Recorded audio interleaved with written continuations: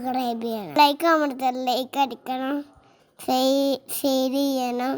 Hi, അസ്സലാമു അലൈക്കും. Welcome to our channel snack time Kerala. ഞങ്ങളുടെ ചാനൽ ഇതുവരെ സബ്സ്ക്രൈബ് ചെയ്തിട്ടില്ലെങ്കിൽ സബ്സ്ക്രൈബ് ചെയ്യുക. പുതുപുത്തൻ വീഡിയോസ് അപ്ലോഡ് ചെയ്യുമ്പോൾ നോട്ടിഫിക്കേഷൻ ലഭിക്കാൻ ബെല്ലൈക്കൺ അമർത്തുക. ഇന്ന് നമ്മളിവിടെ ഉണ്ടാക്കാൻ പോകുന്നത് ടൊമാറ്റോ സോസാണ്. അപ്പോൾ നമുക്കതിനാവശ്യമായിട്ടുള്ള സാധനങ്ങൾ എന്തൊക്കെയാണെന്ന് നോക്കാം. ഞാൻ 1 കിലോ പഴുത്ത തക്കാളിയാണ് എടുത്തിരിക്കുന്നത്. അതിലേക്ക് ആവശ്യമായിട്ടുള്ളത് 1.5 ടേബിൾ സ്പൂൺ മുളകും പൊടി, 2.5 ടേബിൾ സ്പൂൺ പഞ്ചസാര, 1 ടീസ്പൂൺ ഉപ്പ്, പട്ട, ഒരു 3 ഗ്രാമ്പു, ആവശ്യത്തിന് വെള്ളം. ഇത് നമ്മൾ ആദ്യം കുക്കറിലിട്ടിട്ട് വേവിച്ചെടുക്കണം.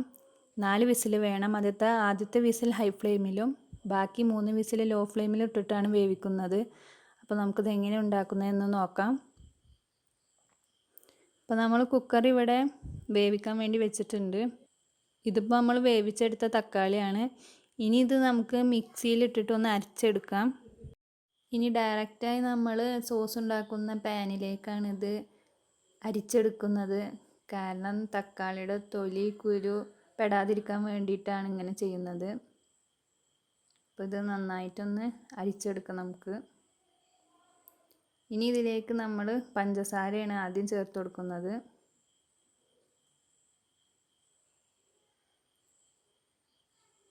അതിനുശേഷം ഉപ്പ്,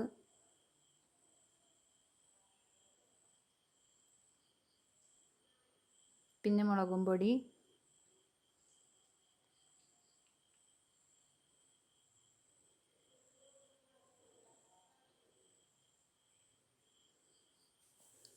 ഇനി നമ്മൾ ഈ സോസ് നന്നായി തിളക്കുന്നത് വരെ ഇളക്കി കൊടുക്കണം.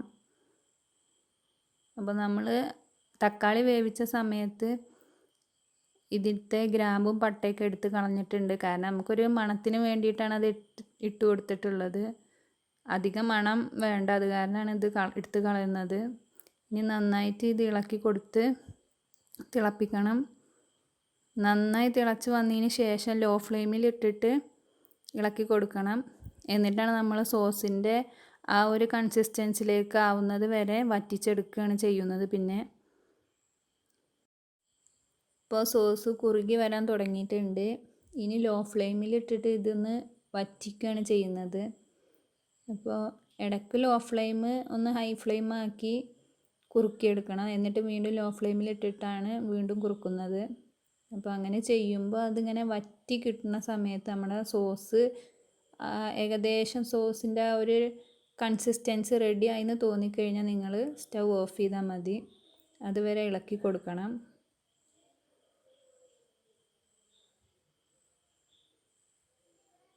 അപ്പം നമ്മുടെ ടൊമാറ്റോ സോസ് ഇവിടെ റെഡി ആയിട്ടുണ്ട്. ഇത് വളരെ എളുപ്പം ചെയ്യാവുന്നതാണ്.